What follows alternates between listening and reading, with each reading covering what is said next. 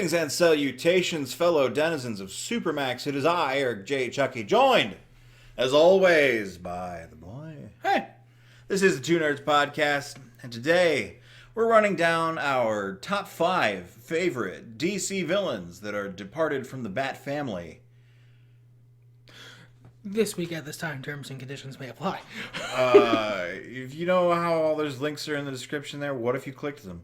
What if you purchased everything you found in those links? What if you supported me on Patreon like our good friend Rob? Nah, we're just kidding. Unless. I'm not kidding. I will e-beg. I mean, look, I'm not above it. Those books are good, homie. Buy them. Yeah. And there's a good fucking reason to buy the book. I mean, come on.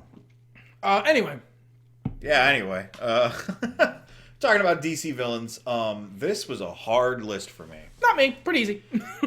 I agonized. And I actually even cut a bunch of people out of my honorable mentions because I've always been the kind of person who finds the villains a little bit more interesting. Perhaps because often their characters are vampy and amped up, you know, to play opposite to the a little more withdrawn and reserved hero. Well, they're also often what's driving the story in comics. Sure, yeah. The heroes usually, they have an overarching story, especially in more modern comics, but in older comics, and even to a certain extent still in modern ones, they're a fixed point. Their character isn't going to change much story to story. Whereas the villain of the week is what drives the story, and you see so much more of what's going on with them so much faster that they come across as much more interesting. Like, there's a very good reason people like the villains more. They're interesting, flawed people who do dynamic things, and you are able to it's not near as much of an effort to unravel the various layers of them, because usually you get it right all in one story. So yeah, it makes sense. Plus, I hate buses full of nuns and orphans, and they also seem to be aligned against that.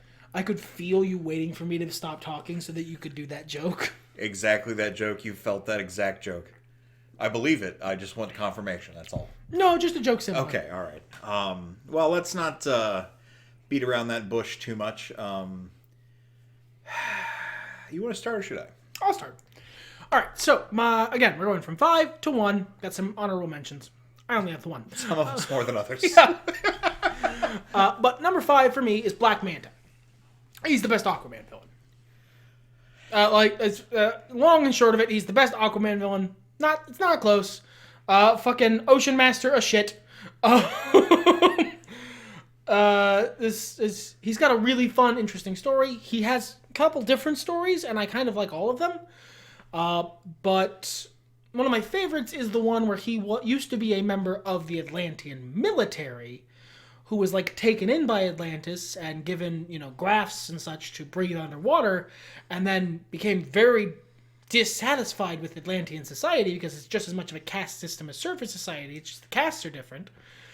And so he rebelled, and he took a bunch of guys with him. And now he's a sea pirate. And what a great thing to do for your midlife crisis. Yeah. I'm a fucking sea pirate now. That's great.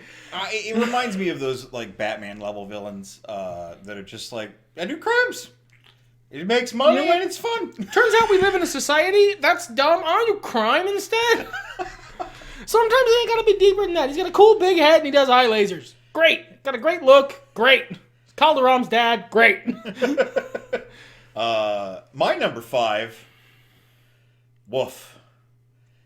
Man, if you guys have been around for literally my villains list, we did 4 of these, wrote them up at once. DC heroes and villains, and then Bat family heroes and villains. The rest of them were pretty easy for me to figure out, but I was sitting on 6 for the longest time. 2 days. And kept going back and forth. I'd get out of the shower and be like, no, we're going to bump this person off because of this reason and that reason. Then I'd sit down to do it and go, yeah, but... And a lot of this list, the order was galvanized by me just kind of, lackadaisically Google searching them, finding out news about them, and seeing their current incarnations in comics. And whichever one got you the hypest, that's the one that won. Basically. So for that reason, and honestly, I maybe should move him up to number 4, but we'll stick with what I got written down here. My number 5 is Snowflame, baby. Sweet Lady Cocaine. I feel like the meme is powerful enough that most of you know who Snowflame is. If not, he was a one-off villain in a weird, late 70s, early 80s. Was it New Warriors? I think so. It was like a reality sort of... these are real people with real sex lives, and they're going to repopulate the earth. Kind of weird fucking... It was a weird fucking comic. He was a comic. one-off villain in it. He dies at the end of the story. His power is like pyrokinesis fueled by cocaine. Yeah, he does cocaine, and then the cocaine gives him the ability to control flame. So he calls himself Snowflame, and he has white hair, and he dresses like he's out of fucking... what's the name of that fucking show? It won't come to me. The one that was in Miami? Miami Vice? Miami Vice, thank you. Oh my god, the one that was in Miami. I'm a boomer. I think it was called The Bus That Couldn't Slow Down. Fuck. I like him. I like the meme. I like the joke. I'm not going to pretend like I don't. I love how fucking ridiculous it is that somebody got pen to paper on that shit. That's a Ninja Turtles villain, man. That is a Z-tier Ninja Turtles villain. This guy is fueled by fucking cocaine. Turned to camera at the end. Cocaine is bad for you kids.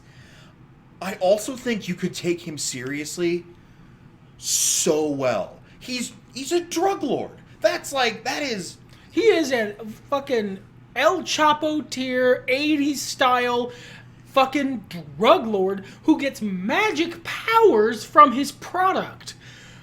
He's got killer style and a gold-plated gun, and he came back recently, and he's great. He came back in Catwoman last year, and I realized this... I think the meme propelled him back. No, definitely. He got Squirrel Girled into existence. I 100% agree with that. But I realized... Coming back from the restroom to start this podcast, another reason why I love this new incarnation of Snowflame. Because he could have just as easily been Black Mask from Birds of Prey. That way could be Snowflame, yeah. That could take away the fucking mask, and that guy could be Snowflame. And I love that performance. I don't know if it's my favorite Black Mask version. I like him a little bit more... I don't know. Goombaga. Yeah, sure. A little more mobster. But... I love that character. That can be Snowflame, sure. Yeah, I just think he's just raw potential. It's just simple, stupid idea that could work for miles. Not everything has to be complicated. That could work for kilos. Hey! What's your number 4? My number 4 is Deathstroke the Terminator. Slade Wilson. I could talk a lot about how much I like Deathstroke. My least favorite versions of Deathstroke are, ironically, most of the more popular ones. I don't like the Deathstroke from the Arkham games very much because it misses a bunch of what makes the character cool. Deathstroke the Terminator is better Deadshot, and he's just a very good villain. He's a good villain for a lot of reasons. One, he is physically threatening to most of the people he's usually fighting. Sard Broken is an exception to that, and a good one, but usually he's fighting people who he is very physically threatening to. 2, he has a lot of depth to him. He's a villain, yes, but ultimately he's a mercenary. He has a code of honor, twisted though it might be, that he tends to follow, and he usually keeps his word, and he doesn't, once he's bought, he pretty much stays that way. That makes a very interesting villain, because it's someone who can actually pull off teleports behind you, nothing personal, kid. And when you're cool enough that you can actually pull that off, you're really cool. And he's got a great look, and I really like his daughter. Ravager's a really cool character, and they have a great dynamic. It's just, and not to put too fine a point on it, I really like the Teen Titans, and he is the Teen Titans villain. He is the best and biggest one. I think if I was your age, as small as that difference is, and I had been exposed to this media during that formative time, he would have definitely slotted right into my favorites. Because he does have a lot of those qualities that I really like in a villain. That compelling, like, I'm bad at the end of the day, but I might do a good turn. You know, the Shredder mentality, I guess. Yeah, exactly. And the weird thing is, the one from the Teen Titans cartoon is, like, way more of an asshole than he usually is, and he works for Satan.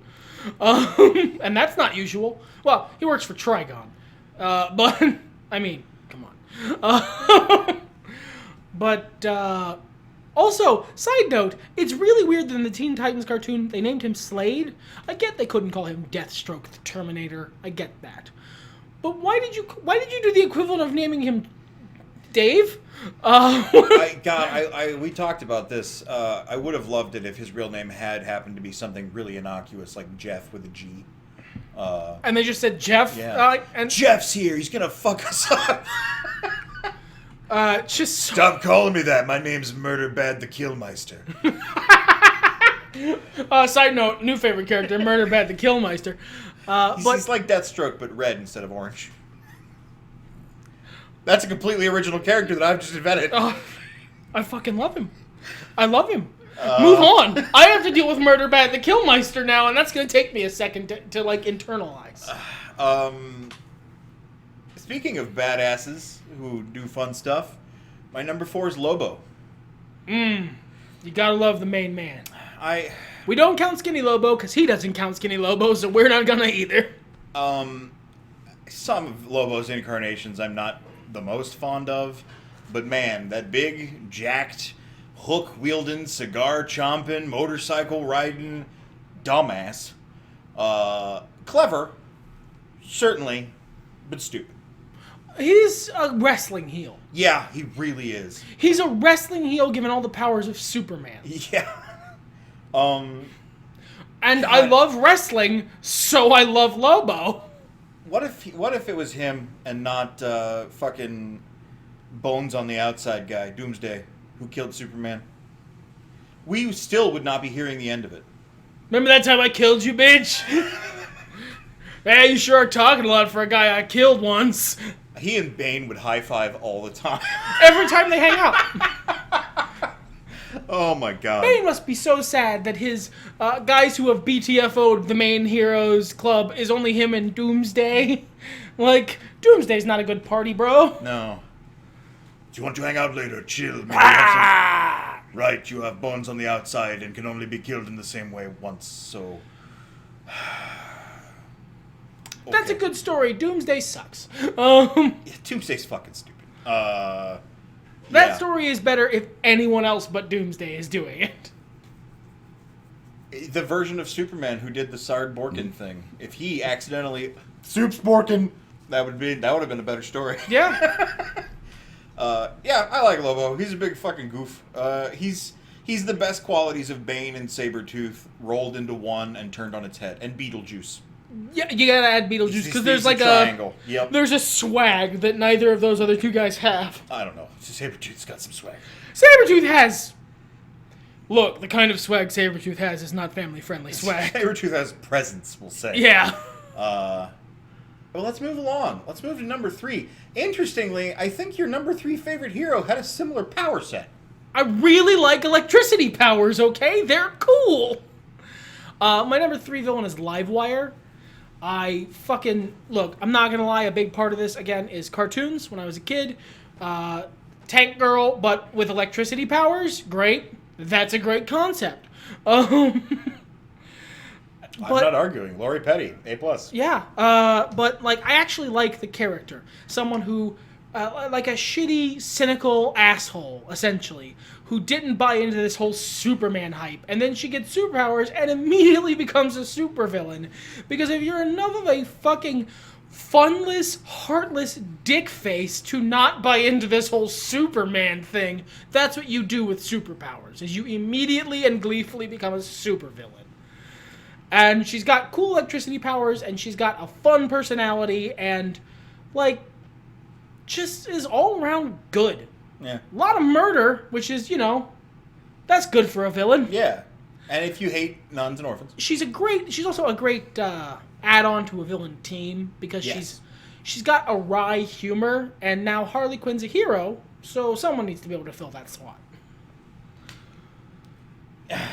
Harley Quinn's like pretty firmly in the anti-hero slot. Yeah, I don't think you ever get fully to hero when you did a child genocide once.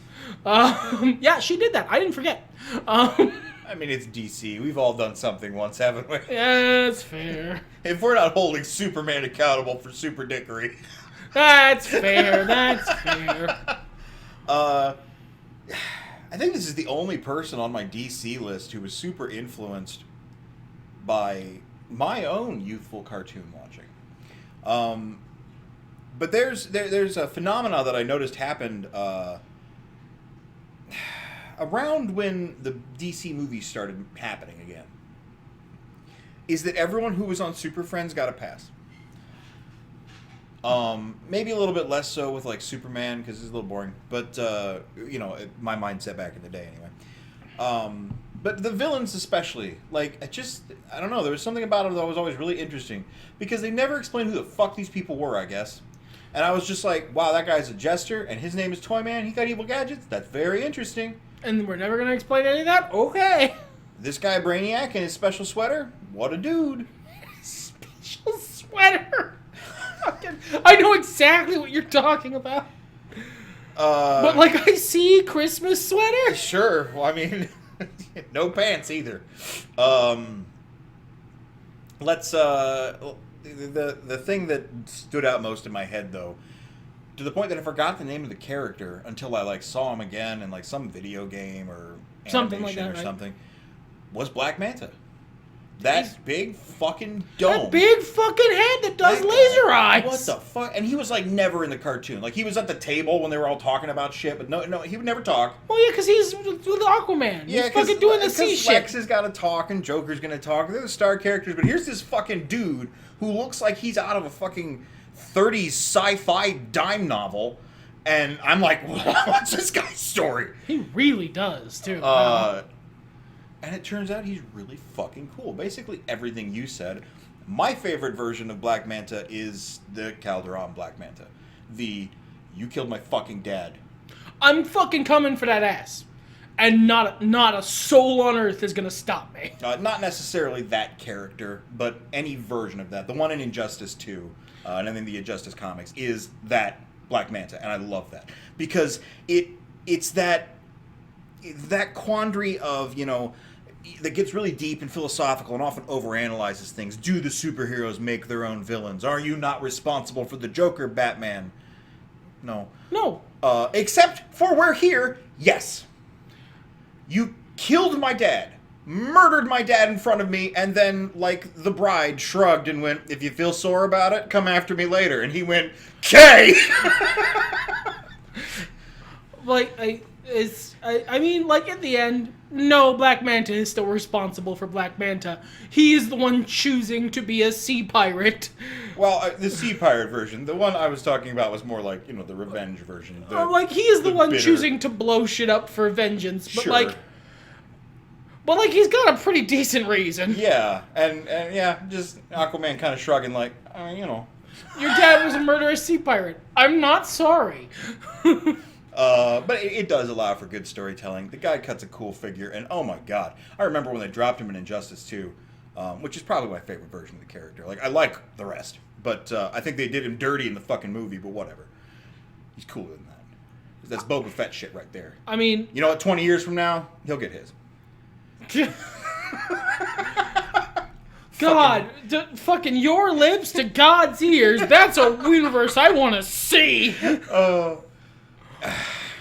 We're just watching the TV show and he comes jetpacking out of an underground fissure. Black Manta! But yeah, when he dropped in Injustice 2, his lines, like everyone else in that game was like kind of joking around. They might say something that's, ooh, it's really cutting. Black Manta's like, I'll fucking kill your parents and I'll make them watch as I kill you too. I'll kill you both all at once with my murder knives. Whoa. Well, yeah, because for the rest of them, they're fucking superheroes. This is every week for them. There's other villains too, and they're just kind of like chatting it up and being casual. But for him, it's not. It's personal. Yeah. It's not. I'm not here to like have a fun time doing a murder or have a fun time defeating evil. I'm here because Arthur Curry killed my fucking dad, and I'm gonna make him pay. It's good shit. That's Black Manta. Let's go to number 2. My number 2 is Luthor. Fucking Lex Luthor. I've said this on the podcast before, and I will end up saying it again because it is a truth of my life. If you can read a Lex Luthor versus Superman story and a little part of you isn't rooting for Lex, I think you probably need to reevaluate something. Because here is a man who could, were he less self-absorbed, be a one-man uplift crew. He could revolutionize the society in which he lives and be the greatest, most hailed hero in history.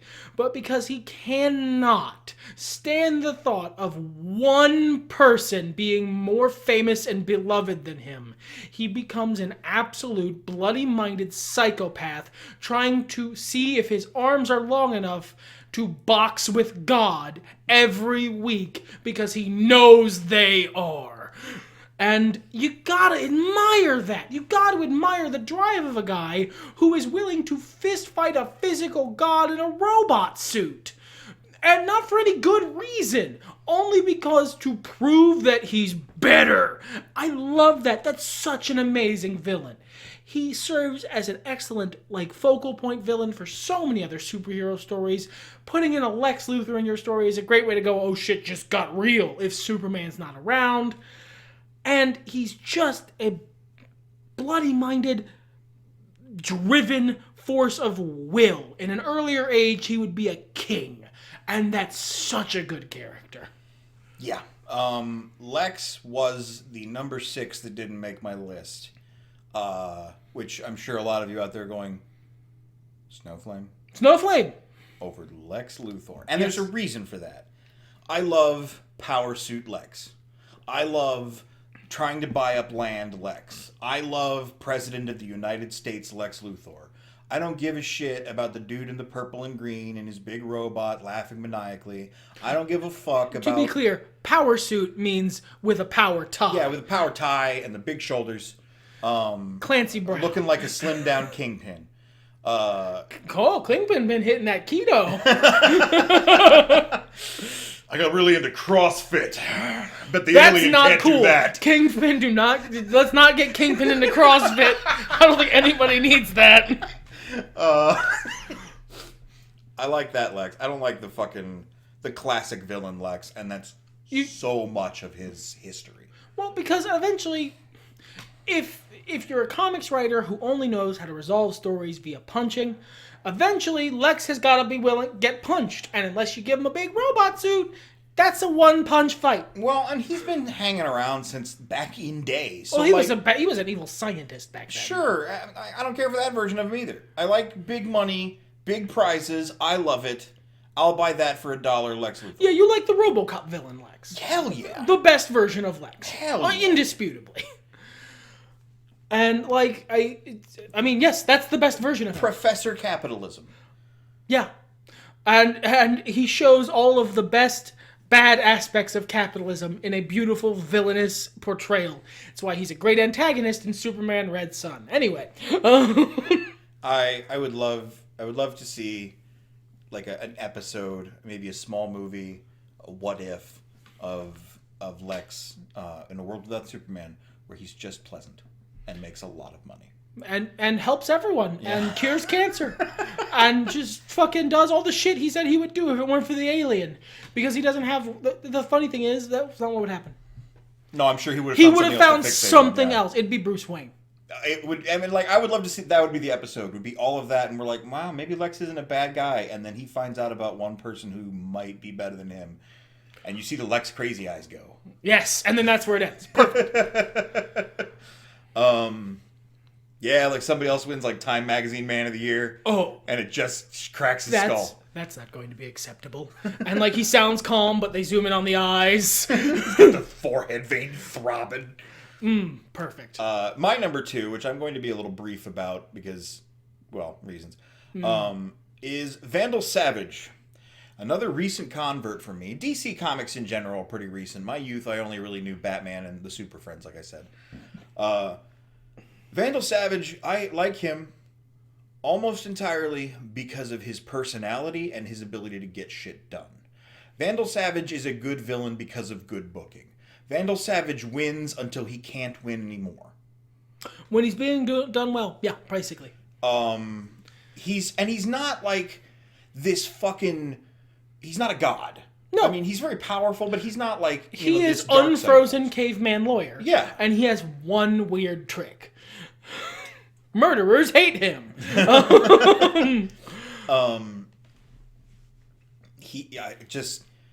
It's good booking. It's all down to good booking. He looks good. He literally looks good doing what he does. He's got a killer look. He's just always. Almost all versions of him have a killer look. Almost. He's a great focal point for big bad storylines. He is perhaps the only better such focal point than Lex himself, which is why he's my number one. Vandal Savage is such a good character because he is, forget Two-Face from The Dark Knight, Vandal Savage is you either die a hero or you live long enough to see yourself become the villain. Because Vandal Savage was a hero. He was the hero who protected mankind for thousands of years until human society went past him. And now he is determined to drag it back to how he likes things. That's a really good character. Yeah. And even better when he's not whining about it like Superboy Prime. Yeah, he gets because he is just immortal. And of all comics, immortality is the one who, one, got the best package, and two, it basically never gets taken from him. He is immortal. He lives until after human society has fallen apart in almost every depiction of a DC future where that happens. Vandal Savage is going to be here, which allows him to play a perfect patient mastermind. You're never going to catch him. You're never going to catch him slipping. He's never going to get impatient. He's never going to try and rush to the end of a scheme. He's content to wait. If he has to wait a month, a year, or a decade, or 100 years, he's content to wait because he's Vandal Savage and he knows that he is destined to rule the world. Because he's done it before. Yeah. He's got that we talked about earlier with Lobo, the Beetlejuice, Sabretooth, and I've already forgotten the other one, triangle that creates Lobo. Vandal Savage is kind of like Ra's al Ghul, but better. But better. There's a mixture of, my brain is just rapidly decaying before me. He's just got such power and poise. Oh, David Xanatos. Yes. Ra's al Ghul plus David Xanatos. Yeah. Like, just at the end of the day, you aren't going to catch him slipping. If you're going to beat him, you have to get over.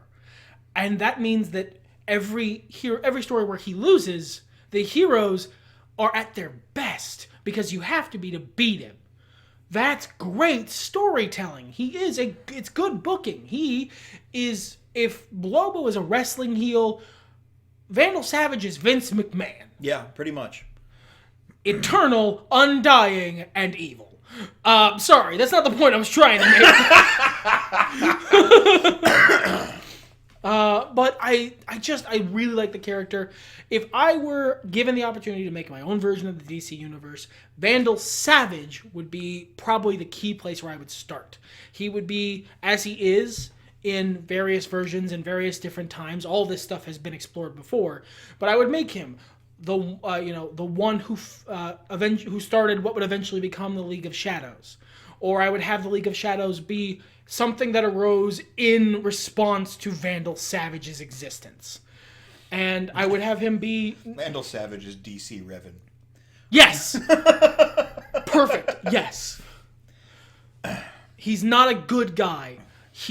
But as far as he's concerned, he is a hard man making hard decisions for what's best for the world. I like that archetype. Yes. And to reference some more fucking... I like that archetype as a villain. Yeah. I don't like that archetype as a hero. I like that archetype. I mean, like, okay, so ultimately we've dissected these into heroes and villains. But a lot of the characters I like ride that line, or they'll cross over sometimes. Lobo's done plenty of good guy stories. I would love... There are stories where Vandal Savage is, like I said, the hero. Yeah. But we still have your number one to get to. We do. We have some honorable mentions first. Yours is? Mine, I only had the one, so I figured I'd just go right into my number one because it was a good segue. The only honorable mention I had is Lobo, and we talked about him earlier. We did. My honorable mentions, of course, include Lex Luthor. As we were just talking about, is he a hero? Is he a villain? Dexstar. Now, you will make your arguments for Atrocitus, and for a long time he was a villain. Dexstar is a kitty cat who's been done wronged, and now he's really pissed off about it. I wouldn't call Dexstar a hero, but I would call Dexstar righteous. Yes, sure. He's not in the right, but he's righteous. His vengeance is justified. A couple of smaller ones I have. Larfleeze just entertains me. Larfleeze is just fun. Yeah, Queen Bee's got a lot of potential. I think if anyone took the time to write her slightly more, I don't want to say delicately. Give her a little depth. Yeah, give her a little bit more depth. Any amount of depth, but she's not just less interesting Poison Ivy. Yeah, I think you could kick ass with her. I like Grundy, but again, I like him. I wouldn't call Grundy a villain. Yeah. All his best stories are him being a hero. Yeah, I would agree with that. Even the one where he killed Rob Zombie. You didn't seem mad about it at the time. I like Bizarro as well. I don't know. He's neat. It might be that Super Friends vibe. Entertaining. Same thing for Grundy. It doesn't gotta be complex. Just fun. I forgot Cheetah from this list, although there's versions of Cheetah I'm not as fond of. I'm not a big fan, actually. Boring. Most Wonder Woman villains, honestly, are kind of boring. She's got a good look. I think that's 90% of it. However, then we get to... Well, and hold on. No, he can be the last one. We get to the people in suits. Man in suit. Amanda Waller. Oh, that is a good antagonist. She is... We go back to my heroes list. I like people who just fucking get shit done. And she's not on the right side of things all the time, but man, she gets shit done. Amanda Waller is an unstoppable force of nature, and everyone else has to work around her. That is a hard character to pull off as a complete normie, and that they do it so well is a testament to how good the character is. Hell yeah. Max Lord. Things are good. They could be better. I love Max Lord. Funky Flashman, not only because, first of all, he's just fucking fun. But I love the dedication to making a mean takedown of Stanley in the 70s and it being so accurate that it comes right back around and he's still the coolest guy in the room. He's still smiling. Excelsior! And finally, on my honorable mentions list here is Floronic Man, who was also part of the New Warriors, but he was a good guy at the time. I just like him. It might be a Darkwing Duck left over from his villain Bushroot, who is just Duck Floronic Man. Yeah. And also, notably, Swamp Thing was on your list. You just like plants? It's cool. Poison Ivy isn't on this list. Ivy. Is it because she's plants plus sexy? No, it's the self-righteousness. She's a real bitch about it. Like, she's not wrong, but calm down. Basically, exactly. Like, I only like Barrett from Final Fantasy because he's doofy enough that it's hard to take him seriously. But, like, Poison Ivy seems like a tiresome person to be around. That's actually something I've noticed in real life, is there are many people on whom I agree with almost all points, except for the fact that they are an insufferable bastard to be around. Get a hobby. Yeah, this is very important. I agree 1,000-fold, and we should do something about it, and I am doing my best. But will you please talk about anything else for 10 minutes? Because, Because you know that's what hanging out with her would be like. Oh my god, I'm sure. She'd never shut the fuck up about it. But Floro, he didn't give a shit. Floro goes smoke them trees. Smoke trees every day. Sit back and just chill. And I'm surprised to find out that he was the villain in the Swamp Thing TV show. I didn't watch it because I didn't have the DC network at the time, and now it's over. But, man, and he looked cool. Good. Yeah. He's just a cool... And what a great villain for Swamp Thing. Yeah, tree guy. Also Swamp Thing, but, bad. Ooh, bad Swamp Thing. What if Swamp Thing wasn't like, I guess I'll be part of the green now? It was instead like, I want to get real high and fuck shit up. This is basically the first 3 Iron Man movies, but plants. But this drives us to my number one. This is genuinely, this is not a meme, this is not a jokey pick, this is his favorite DC villain. I'm not kidding. This is the excitement scale at work, okay? Because I told y'all, I went around and I looked up images of these people to see what they've been in. They brought back Snowflame, okay? That was a big reaction. We've got a new Lobo that was in Krypton. He's Irish for some reason. Black Manta, dude, I'm so happy. He was in Injustice 2. I got excited about that. He was in the Aquaman movie. Even if they did him dirty, he was cool as hell. He had big Boba Fett energy. Vandal Savage, always a good incarnation. He's in a new series too, I think. He's in one of the live action series. And then when I was Googling, said there's a movie coming out. Tell someday. the people. And they gonna cast, possibly, Kathy Bates as Granny Goodness. You tell people about Granny. Granny Goodness, man, she's just cool. She is so committed to being evil. She is so 1,000-fold like a big fuck you kind of evil. Yeah, she is a beautiful villain because I love complex villains. I love villains that have very good reasons for doing what they do, like Black Manta. But at the end of the day, there is something to be said for someone who will walk down a road and just knock over baby carriages and steal people's hats and throw them into the street and laugh. Just someone who is gloriously, unrepentantly happy just being an asshole. She would not knock over those baby carriages, unless you mean in the way someone knocks over a liquor store. I do. Because she would those steal babies them would be... and raise them for evil. Yes! And she's like and to love Granny. Every bit a fucking... What the hell are those things called? Cenobite. Except she looks like your grandma in Thor's old armor.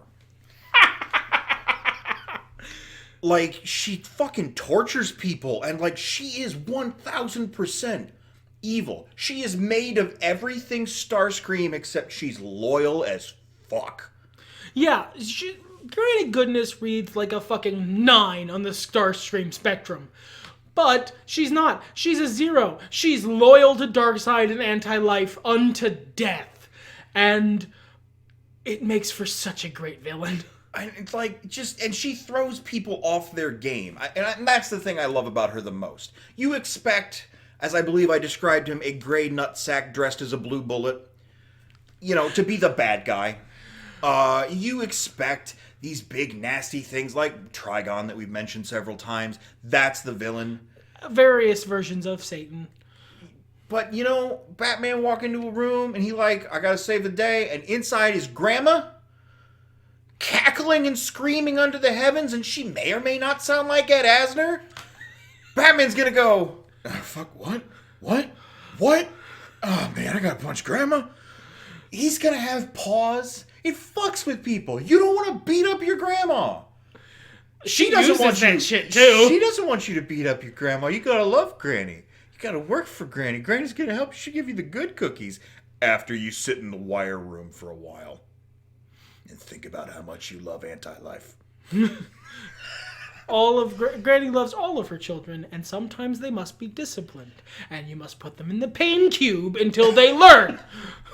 She's so awful and so amazing. The juxtaposition is everything. Sometimes unrepentant evil is what you need. Sometimes unrepentant evil that's having a great time doing it is a fucking great thing to have in your story. The beautiful thing is she's not petty. Like, she existed from a time and until now in a place where she's not literally just throwing people's hats in the sewers. She's not the Joker. She's not pulling the biggest boner. She's like, well, I better enslave some children for my army of evil. I need an army of evil, and it's best to raise them from children, so here we are. Like, there's no skipping steps. There's no I stole cotton candy or we're going to get all the money in fucking Star City. It's just, what's that? You got a baby that might be a good soldier? Fucking sick. I'm going to starve them until they love me. Anti-life justifies my hate. Let's go. Great villain. Fantastic. I hope Kathy gets the part. Granny Goodness, man. Imagine being the person. I said this before the podcast, and I'm gonna tell the people now. Imagine being the person who's directing Kathy Bates as Granny Goodness, and you have the glorious joy of seeing whatever it is Kathy Bates does first, walking up to her and going, "No, go bigger," and then getting to do that like 3 times before she goes, "Really? Go as big as you're comfortable with, Kathy." I just want to see her open mouthed and scream, cackling. Ah. The things I love about DC are the absurd over-the-top archetypes. You can see it in everything I love. And that absurdity might come in the form of this person is absurdly infallible. This person is absurdly heroic.